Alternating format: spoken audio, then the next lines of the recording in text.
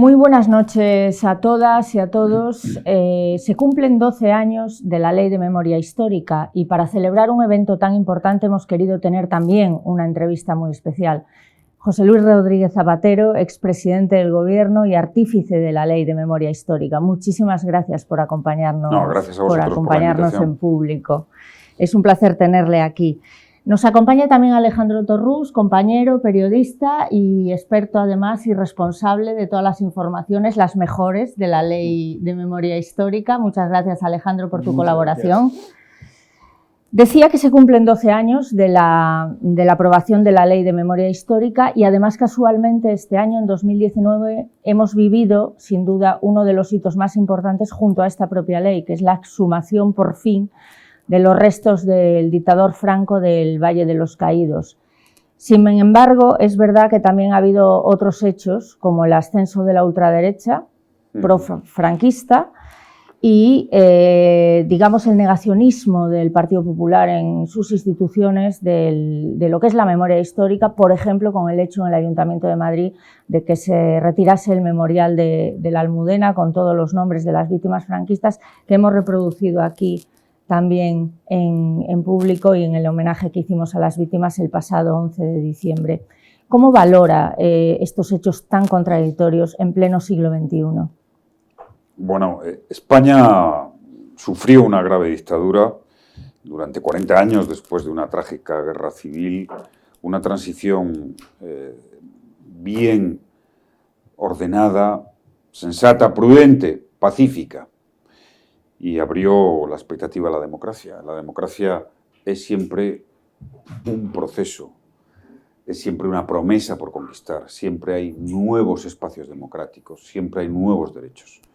Y en ese proceso recuperar a los olvidados, hacer justicia a quienes se les había privado de su vida, de su libertad, estar cerca de las familias que sufrieron, que no pudieron rendir homenaje a los suyos, era una obligación de la democracia.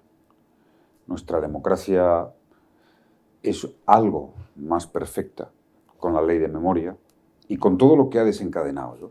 Me parece que es importante insistir en la idea de proceso, y un proceso abierto como tantas cosas en democracia. Estamos todavía, este año hemos tenido sin duda alguna la gran noticia de la exhumación del dictador, y vendrán otras para que nuestra democracia sea más perfecta, más perfecta. No debemos olvidar que la democracia es un sistema político bastante excepcional en la historia. Los siglos de los que tenemos noticia en que las sociedades se han organizado, la mayoría son regímenes autoritarios. Y no es infrecuente tampoco, no ha sido, en el origen, en el nacimiento de la democracia, momentos en los que asistimos a una reacción negacionista, reaccionaria, de extrema derecha. Aquí en España ha emergido por primera vez un partido de extrema derecha, ¿no? Realmente es una mala noticia para la democracia, pero hay una buena noticia para la democracia española. Sí. Que es que en este contexto internacional, para quienes estamos muy atentos, viajamos mucho y vemos cómo se están produciendo los resultados electorales, tanto de abril como de noviembre, con una mayoría de izquierdas clara, es una muy buena noticia para España. Y desde luego para quienes tenemos un pensamiento progresista. Casi es difícil ver, y además que se repita, ¿no? Yo creo que eso está ahí bien asentado y espero que sigamos teniendo nuevos hitos en favor de la memoria democrática, en favor de la democracia, en favor de los olvidados. Este año hemos conmemorado con dignidad los 80 años del exilio. Yo he estado hace poco tiempo en México, en el Ateneo, con todavía los nietos y bisnietos del exilio. Claro. Un país que se precie de sí mismo, una democracia que tenga autoestima, tiene que escribir los renglones que borraron de las mejores páginas de nuestra historia. Muchos de ellos, muchos de esas víctimas, aquí, fuera de España, están entre los mejores de nuestra historia. Sin embargo, y estando completamente de acuerdo con usted, surge la pregunta, volviendo al pasado, ¿por qué no se hizo antes? No es que pudiéramos esperar nada, que no esperamos del Partido Popular, de la derecha, pero los gobiernos de Felipe González, los suyos, ¿por qué hemos esperado tanto? Por ejemplo, para exhumar a Franco. Tengo una explicación. Siempre he hecho esa aproximación, profundizando en cómo se había producido la transición, en la idea de una periodificación. Fíjese que la generación de mis padres fue la que hizo la transición, digamos. Es una generación que vivió el franquismo en gran medida, sufrió el franquismo, soportó el franquismo. Y luego hizo una transición, era más difícil reconciliarse porque esas generaciones todavía se conocían en un país en dictadura y por tanto sabían lo que había pasado. Bueno, nos dieron la democracia. Yo soy la primera generación de la democracia porque voté con 18 años por primera vez la Constitución. Entonces tengo ese factor generacional que creo que es decisivo para entender también lo que nos ha pasado con la memoria. Bueno, yo no voy a enmendar a mis padres en su tarea. Y en esa tarea generacional, ahí es la generación de Felipe González, que no consideraron oportuno ir más allá de un leve reconocimiento, bueno, a los que habían un reconocimiento económico, a la gente de la República, al ejército republicano. Había miedo todavía, a lo mejor, sí, al lo que no quiere decir que sea un error, porque, en fin, yo creo que el miedo está más del lado de la inteligencia que lo contrario. Sí. O sea, no me gustan los que dicen que nunca tienen miedo. No me parece un factor de inteligencia. Entonces, claro, y fíjese que esto lo he profundizado mucho sobre ello porque esta fue una ley, obviamente. Yo tenía un compromiso de hacer una ley de memoria, que por cierto no se llama ley de memoria, pero bueno, en fin, si no, no se me entendería. Ya sabe cómo somos los medios, enseguida les ponemos nombres a todos. Una ley de derechos, porque en fin, todo mi proyecto político era de ampliación de derechos, también de los derechos. El derecho a la memoria personal es el derecho que configura esa ley, derecho a la memoria personal, y en todo caso un derecho a una memoria democrática. Pero esa ley, que es de 2007, empieza a fraguarse en el año 2000 institucionalmente. Estos procesos llevan su tiempo. Insisto mucho en esta idea, que debo decir que no creo que tenga mucho éxito al recordar este argumento, pero bueno, lo voy a volver a decir. Es en el año 2000 cuando empiezan a existir las primeras iniciativas parlamentarias sobre la memoria histórica. ¿Sorprende esto? Pues es así. Claro que sorprende, claro. Por la izquierda, por la extrema izquierda, por los nacionalistas, por todos, las primeras. Coincide con que ese año 2000 es cuando surge la Asociación de la Memoria Histórica, de la recuperación de la memoria histórica, por cierto, en mi tierra, ¿no? Es decir, ¿por qué insisto en esto? ¿Y por qué he partido del hecho generacional? Porque es cuando aparece una nueva generación, ya quizá libre de ataduras, de recuerdos y de miedos, la que impulsa. Oiga, hay que recuperar esto. Oiga, esto no puede ser que la historia de este país se construya sin justicia, sin homenaje, sin verdad.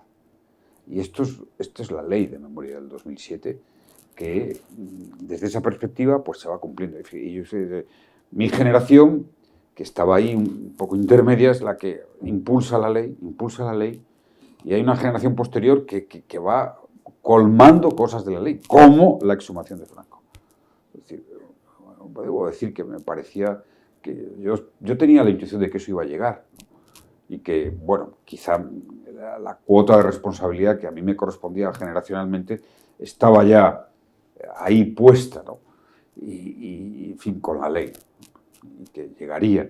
No se me olvida, en fin, toda la tarea que hicimos con el informe del Valle de los Caídos, y es verdad que ya nos quedaba poco de legislatura y se llegó a plantear, pero bueno, en fin, lo importante es que se van cumpliendo los pasos, lo importante es que las generaciones más jóvenes de este país tienen una visión mucho más clara de la memoria, y yo desde aquí rindo homenaje a todos los que, con esa generación que hoy tiene 40 años aproximadamente, han impulsado, 40 y tantos, han impulsado la recuperación han trabajado al lado de las familias que tenían a sus ascendientes en las fosas comunes, en la recuperación, han peleado en los juzgados.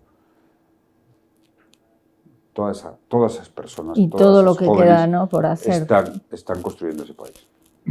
Presidente, dos preguntas.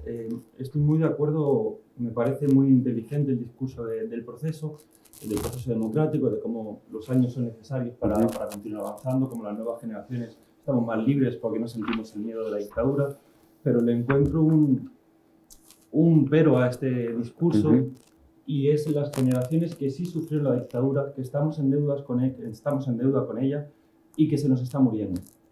Y muchos de ellos han muerto ya, no llegaron a ver ni siquiera la ley de memoria histórica, no llegaron a ver las exhumaciones, y este discurso, este argumento, es muy difícil de sostener de cara pues, a personas como Mercedes Abril, de 83 años, cuyo padre sigue en el Valle de los Caídos. Eso por una parte, y luego por una segunda, cogiendo la idea del proceso, ya tenemos al dictador fuera del Valle de los Caídos. ¿Cuál sería el siguiente paso de este proceso? El Valle de los Caídos, como tal, aunque esté Franco fuera, sigue teniendo una significación franquista porque no hay explicación del trabajo esclavo, no hay información acerca de pues, cómo se construyó, ¿no? ¿Cuál es el plan o cuál es la recomendación que usted haría para continuar trabajando en el Valle de los Caídos? Bueno, dos cosas. Primero, yo creo que es bueno recuperar la lectura de la ley de memoria. ¿Cuántas veces, de la llamada ley de memoria? ¿Cuántas veces me he encontrado en debates privados y públicos, a veces discusiones acaloradas, porque esta ley generó y genera mucho debate? Sí. Es verdad que nadie ha derogado ni un artículo de esta ley, ¿no? Y que la derecha gobernó, Rajoy gobernó y no derogaron. No, esa ley es un solemne sentido, homenaje, reconocimiento y dignificación de todos los que fueron víctimas injustamente en la guerra civil, en la dictadura y en el exilio. Y yo lo primero que he ido a ver, cuando he visto esto, era a ver si estaba la exposición de motivos de la ley, a la que yo adoro, ¿no? Porque me siento tan identificado con esa exposición de motivos, donde está dicho, que fueron injustas las condenas, que esa gente no era traidora a la patria, que se le reconoce, incluso se reconoce pues, a todos los colectivos que sufrieron en el franquismo. Bueno, claro, uno a uno, yo puedo decir, tengo, como te imaginas, muchas experiencias de estar asistiendo a homenajes de personas que han sido identificadas en fosas comunes y actos y reuniones particulares. Y sí hay, y no he recibido más que una inmensa gratitud porque al final, si no han sido directamente una persona, ha sido su descendiente, su hermano, su hermana, quienes han podido saber, es verdad que algunos seguramente quedaron, fallecieron y nadie lo reconoció. Ahora sí ya hay un reconocimiento en una ley solemnemente.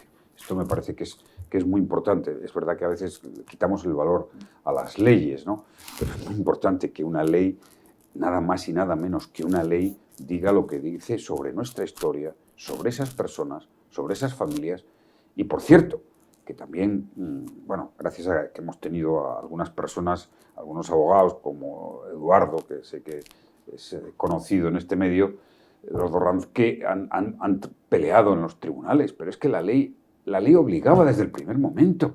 Sí, sí. Esto es muy importante. Otra cosa es que no hubiera unas sanciones, que deliberadamente hicimos una ley sin sanciones.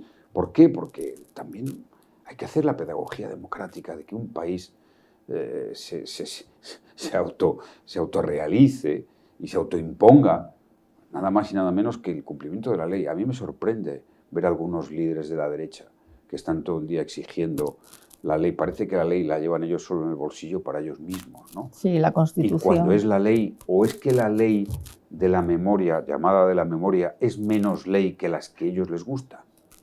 Eso porque parece, esa ley tienden a no respetarla, a no cumplirla. Es clarísima porque mandata a todos los poderes públicos a colaborar con las familias, las personas que tienen procesos para búsqueda e identificación de sus seres queridos. Mandata a todos los poderes públicos a eliminar cualquier vestigio de homenaje, de reconocimiento a lo que era la dictadura del franquismo. Lo mandata. Y ha habido que ir a los tribunales. No siempre se ha ganado, además, una cosa sorprendente. Entonces, todos aquellos que se rasgan las vestiduras con el Estado de Derecho y con la ley deberían de pasar un test de control. Con la ley de memoria es el mejor test de control, que si de verdad son coherentes con esto. Respecto al futuro del Valle de los Caídos. El futuro del Valle de los Caídos. Bueno, yo creo que sí. Digamos que a mí me parece aquello, en fin, o sea, yo nunca he estado allí. Cuando los días de la exhumación reflexionaba mucho, digo, ¿por qué nunca he ido allí? Para mí ha sido un sitio como si no fuera un sitio del país al que quiero. ¿Le generaba rechazo? Sí, completamente. Una distancia terrible. Lo imaginaba. Entonces, yo creo que el gobierno hay que darle tiempo, porque la verdad es que la situación, que fue una de las cosas que me preocupó cuando hicimos el informe, la situación estructural, arquitectónica, es bastante deficiente. Sí. Y ya no digamos nada, todo lo que afecta a las personas que allí fueron llevadas y entre comillas, si se puede decir, enterradas, ¿no? Pero aquello tiene que ser un espacio para la democracia. Debería de ser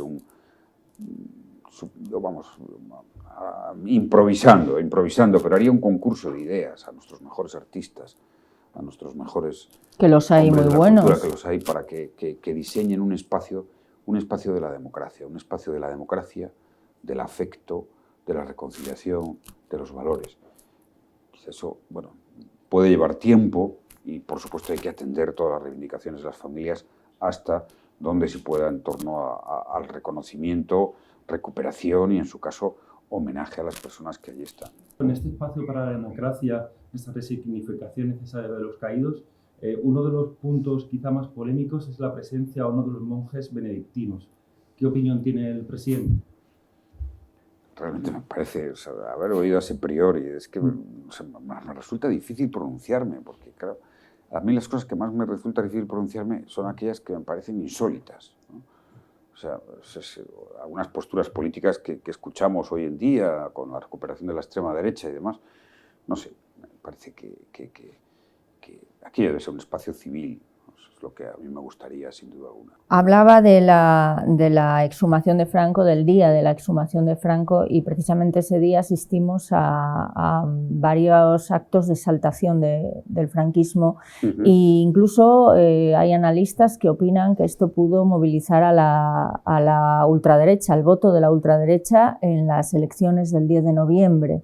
¿Cree que las formas fueron las adecuadas para exhumar a Franco y, sobre todo, cree que efectivamente ese voto, esa exhumación pudo movilizar a los votantes de Vox? Porque hay una parte de profranquismo evidente. Quiero pensar que no. Ya. Quiero pensar que no, porque claro, si concluyéramos que en el votante de Vox la mayoría es por nostalgia del régimen anterior, pues una parte hay seguro. Pues sería un problema para la democracia, ¿no? Porque lo dicen, para la además. Democracia, y sobre todo muy triste para ellos, porque claro, tener nostalgia del peor régimen político que ha tenido España, de los peores 40 años, de una de las peores dictaduras que ha habido en toda Europa, pues es un poco lamentable, ¿no? O sea, yo creo sinceramente que, bueno, algunos porque a lo mejor han heredado privilegios, otros porque no lo han conocido y otros porque a lo mejor deben estudiar un poco qué fue aquello. Pero no, yo creo que la recuperación o la emergencia de una fuerza política de extrema derecha tiene también un recorrido, ¿no? O sea, es que todo es un proceso en la vida política. Y ese proceso arranca de la derrota del Partido Popular de las elecciones del 2004 y de la no aceptación en gran medida o deslegitimación de Aznar de esa derrota que tuvieron para justificar o intentar esconder sus propios errores. Eso se ha prolongado en una parte de la derecha más dura, que acabó siendo la justificación, la cobertura y la, digamos, empuje, entre comillas, intelectual de la extrema derecha, pues los que negaron, los que cuestionaron qué había pasado en el atentado del 11M del 2004, de ahí arranca, los que luego empezaron a construir la teoría, poco más o menos, de que Rajoy era de centro-izquierda o de izquierda, sí, ¿no? y que era la derechita. Todo esto se sabe en qué laboratorio de ideas empieza, que se FAES, y ahí se prolonga, en qué medios de comunicación, en qué tertulianos, y como casi siempre pasa en la política y en la vida, nada es en balde. Allí armaron todo eso que tiene sus momentos álgidos con la ley de memoria, por supuesto con el problema de Cataluña, ya no digamos con el diálogo con ETA. Ahí fueron creando toda una posible ruptura de la derecha hacia la extrema derecha, que además la consuman ellos mismos cuando empiezan a decir eso, que Rajoy, a pesar de haber ganado las elecciones ampliamente, pero como no deroga las leyes progres, como no deroga las leyes progres y como más o menos se convierte, casi le acusan de convertirse en zapaterista, sí, a Rajoy, pues entonces ahí es donde han creado ese caldo de cultivo que tiene su escenificación en la división que el PP tuvo en su Congreso, entre los que decían no, que hay que ser PP, y entre eso pues dieron la cobertura, y algunos pues siempre hay listos para esto, listos en el sentido peor de la palabra, sí, decir, oye, pues ahora cogemos esta bandera. Y en efecto, habían abonado el terreno. Habían abonado el terreno para que un discurso diciendo que se rompe España, para que un discurso en contra de las leyes. O sea, no hay más que ver lo que dicen. Ellos saben, tienen ahí muy medido el mensaje, el consenso progre, las leyes progre, los progres. Claro, pues es verdad que en este país hay un porcentaje de electores que lo progre no les gusta nada, lo progresista, ¿no? Oye, igual hay un 5%. En estos momentos en Brasil hay un 8% de población, está mucho con todo el movimiento evangélico, que defienden el terraplanismo, que la Tierra es plana. Sí, sí, conocemos. Ahí se sabe que hay un 4% no informamos, pero conocemos. De gente, que hay un 4% de ciudadanos norteamericanos que creen que Elvis Presley no ha muerto o que el hombre no llegó a la luna. Entonces esto, pueden ser incluso, si los estiran políticamente, llegar a la negación, eso al 13 o 14%, todo en un contexto donde las fuerzas reaccionarias hay una especie de resurgimiento antidemocrático liberal, digamos, ¿no? Pero en el caso concreto de la derecha y del PP, todo viene de ahí, de cómo abren el espacio al discurso más radical para intentar combatir al PSOE y sus leyes progresistas. Así Aznar se justifica de sus grandes errores del pasado, de todos, y echa la culpa a Rajoy por moderado. Dice, oh, no, aquí estamos perdiendo porque Rajoy es moderado. No, estaban perdiendo por la corrupción, que es lo que más daño les hizo. Sobre todo. Pero ahí abrieron ese discurso. Este es mi análisis, lo tengo hecho así. Claro, por supuesto, con un caldo de cultivo adecuado, y yo creo que lo que es evidente es que los demócratas tenemos que afirmar de una manera muy contundente todas la sarta de mentiras, ¿no? O sea, que la extrema derecha y Vox suelta cada día. Mentiras porque por eso son tan atentatorias como que la Tierra es plana, ¿no? Realmente, tanto que hablan de independencia, ellos, esas fuerzas que no son solo Vox, que hay por ahí, en fin, muchos opinadores y analistas. Sí. No, ellos sí siempre hay ellos sí que son independientes. Un entorno. Pero independientes de la democracia. En todo caso, presidente... Se han independizado de la democracia. En todo caso, presidente, claro, una cuestión como la memoria histórica, tan transversal y que requiere de tantos pactos y de tantas coordenadas como es la educación, la cultura, etcétera, etcétera, parece difícil alcanzarla en España con una derecha que en este momento suma 140 escaños, incluida la ultraderecha, tercera fuerza del Parlamento, y sin contar a Ciudadanos.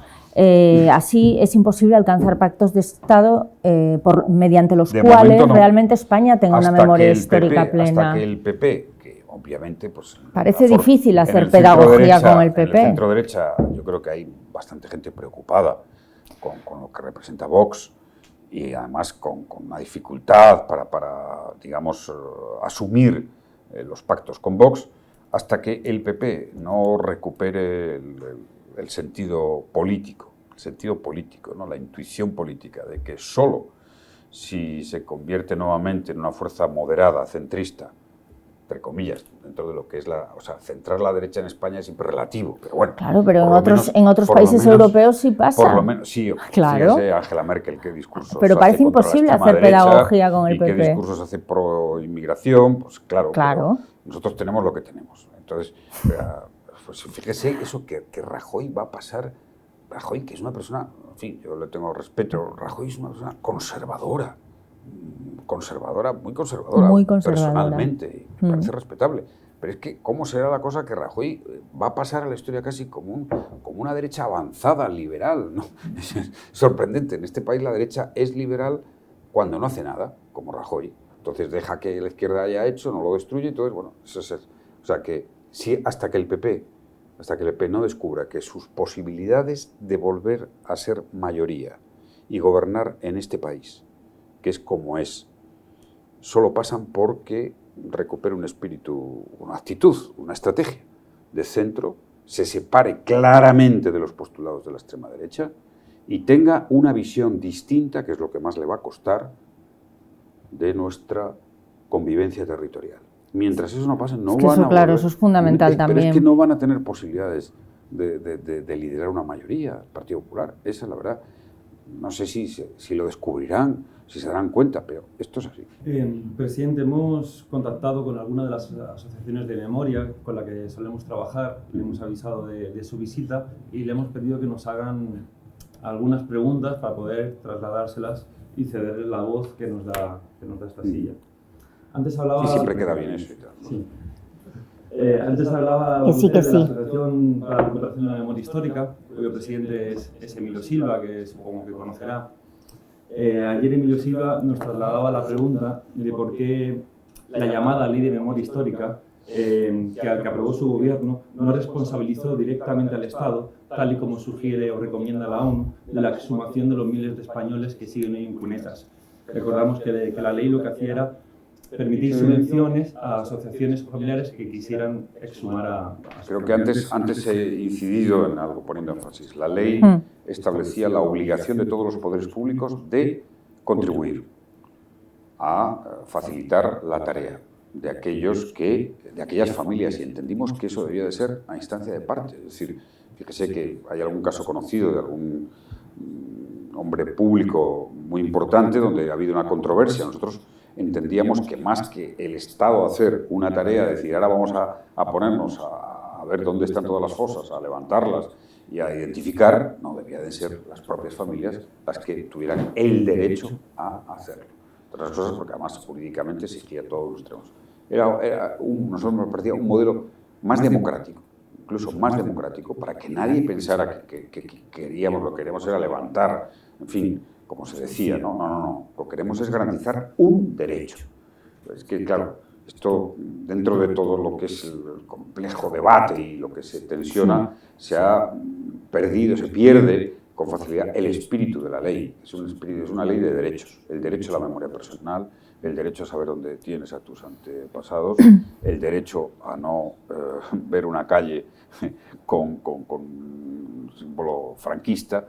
Es una ley de derechos y de memoria democrática, más que histórica, porque es verdad que la memoria histórica luego pues, es un debate entre historiadores, pero hay una memoria democrática inequívoca. Personas sentenciadas con tribunales sin ninguna garantía, ejecuciones, exilio obligado. Eso no hace falta que haya una revisión judicial, que por cierto, con 50 o 60 años sería muy complicada, ¿no? No, eso se puede, como ha hecho la ley. Y como abrimos el procedimiento, que es verdad, un recorrido limitado, porque no ha habido pocos miles de personas que hayan pedido el certificado al Ministerio de Justicia diciendo que mi condena era una condena absolutamente ilegítima, ¿no? Bueno, ese es el espíritu de la ley y por tanto concebimos eso como un derecho. Nos parecía más adecuado que fueran las propias familias quienes plantearan, después de tantos años, y no el Estado que hiciera una acción, digamos, de oficio o obligada. Pero el nuevo gobierno socialista quiere reformar esta ley de memoria para responsabilizar al Estado de las exhumaciones e incluso para esta declaración de condenas ilegítimas o tribunales ilegítimas, considerarlas nulas, que fue otro de los debates que tuvimos hace 12 años. ¿Cree que esa ley ahora con la con la situación actual, 12 años vista, es mucho más fácil opinar. ¿Cree que podría haber llegado un poquito más lejos usted o su gobierno con esta ley? ¿O bueno, sí, está satisfecho? Sí, a lo que se refiere es que podríamos haber construido un procedimiento, digamos, más expedito, más rápido y más eficaz a la hora de movilizar todas las que ha habido, porque prácticamente ha habido muchísimos sitios, lo que pasa es que muchos han tardado, yo he asistido a varios, ¿no? En muchos han tardado, terrenos privados, o sea, judicialización, esto complicado, y por supuesto más allá de que claro, nosotros habíamos dado subvenciones bastante amplias a las asociaciones y el gobierno de Rajoy llegó y las laminó. Pero sí, es posible, pero por la misma idea que antes expresaba al principio de esta entrevista, que intentamos que los actores públicos y la sociedad en general cumplieran la ley sin verse sometidos a una sanción, ¿no? Bueno, quizá ahora este procedimiento que el Estado digamos, va a asumir con más liderazgo, entiendo que esa es un poco la filosofía, pueda establecer, seguramente tendrán que llegar ahí, aunque no tengo el dato más actualizado, pero conviene, desde el 2007 a 2011 se identificaron miles y miles de personas, gracias a las asociaciones, gracias a muchas personas, gracias a ayuntamientos. O sea que hicimos un proceso, no sé exactamente ahora en cuántos habrán producido, pero eso se ha movilizado mucho. Quedan, no sabemos cuánto quedarán, quizá queden menos de 100.000, seguramente. Vamos a ver y espero que el gobierno, que además ha creado una estructura para la memoria histórica, una dirección general, me parece estupendo, por cierto, pues pueda avanzar y podamos avanzar más si empieza la legislatura con ya un nuevo gobierno, que es lo que estamos todos deseando, ¿no? La semana pasada, en el acto de memoria que hablaba antes Ana, tuvimos con nosotros a Felisa Chegoyen, que es una mujer que sufrió golpes por parte del torturador Billy el Niño, que es una de las personas en las que creo que todas las personas que lucharon contra la dictadura franquista, al menos en Madrid, coinciden en señalar como un torturador habitual. El testimonio fue bastante emotivo porque incluso ella reconocía su dificultad para trasladar el testimonio a sus hijas, a sus hijos, ante la dificultad de reconocer lo que le había pasado, lo que había pasado en España en esa época. Su pregunta es, ¿qué cree que debería hacer el Estado democrático con Billy el Niño? ¿Tendría que ser juzgado ante los tribunales? Porque ahora mismo Felisa y otros muchos están en Argentina denunciando a Billy el Niño. Bueno, la verdad es que el caso de este individuo es un caso bien paradigmático, ¿no? Porque ha pasado completamente desapercibido durante absolutamente decenas de años. Puedo decir, no, es claro, es que a mí me cuesta hablar de esto porque he sido presidente de gobierno y puedo decir que no estuvo nunca encima de mi mesa. En el foco. No, pero es que ni estuvo nunca encima de mi mesa, ni nadie me comentó nunca nada sobre este sujeto, ¿no? Entonces, estas cosas que a veces pasan y dices, bueno, ¿cómo es posible? Y siendo presidente de gobierno no sabes si es bueno decirlo o no, pero me sincero, ¿no? Me sincero. Igual, por ejemplo, cada vez que sale el señor Villarejo, ¿no? Es un clásico de esta casa. Villarejo. Sí. Bueno, pero digo, yo se lo digo, lo he comentado en alguna ocasión. Yo nunca oí hablar de alguien que se llamara Villarejo en mis años de presidente de gobierno. Ni como comisario, ni la más mínima referencia ni dato. Entonces, y luego cuando he visto todo lo que este señor hacía, este personaje hacía, me he quedado, en fin, y que hacía más con algunos de los poderosos de este país, ¿no? Espiando a gente de mi gobierno y tal. Esto me ha producido un cierto shock, debo decirlo, un cierto shock, porque yo he sido máximo responsable de este país. Sí, Villarejo también es un personaje que viene del franquismo, del posfranquismo. Con lo cual, pues bueno, digo, en fin, que le caiga toda la ley, todo el peso de la justicia a este individuo, que además, en fin, por supuesto, es un reconocido torturador, no tengo todo lo contrario, ¿no? Y además, no tengo ninguna duda de que el gobierno va a actuar con el tema en cuanto tenga todos los poderes. Esperamos efectivamente que si el gobierno progresista llega a buen puerto, confiamos en ello y que se pondrá por fin a cada uno en su sitio de la historia de España por nuestro futuro también y por el de nuestros hijos. Que es bueno que se ponga a cada uno en su sitio en el pasado y en el presente también. También. Porque asistimos a un debate en este momento teóricamente contra un posible gobierno PSOE-Podemos. Un debate histérico, diría yo. Con un acuerdo con Esquerra Republicana, un debate fariseo. O sea, yo es que a la mayoría de los que salen cada día diciendo esto es terrible por España, no les creo directamente. Es terrible porque no van a estar en el poder. Es terrible porque está la izquierda en el poder. Eso es lo que es terrible para ellos. Resulta que los máximos defensores de esa España unida, de que las comunidades autónomas estén controladas, toma la ministra de Hacienda una decisión que es aplicar la ley sobre... Que ellos aprobaron. Sobre la ley. Todas las leyes hay que cumplirlas. Sobre el control financiero de las comunidades autónomas para que nadie sea un aberchale, y son los máximos aberchales. Cuando ellos les afecta, han salido, una ley contra Andalucía, pero si es una ley de España para España, de España para España. No les oigo estos días hablar de España, solo hablan de Andalucía, pero esto no iba de España, pero no son los que... O sea, es que no les creo nada, no les creo nada, yo ya lo viví, claro.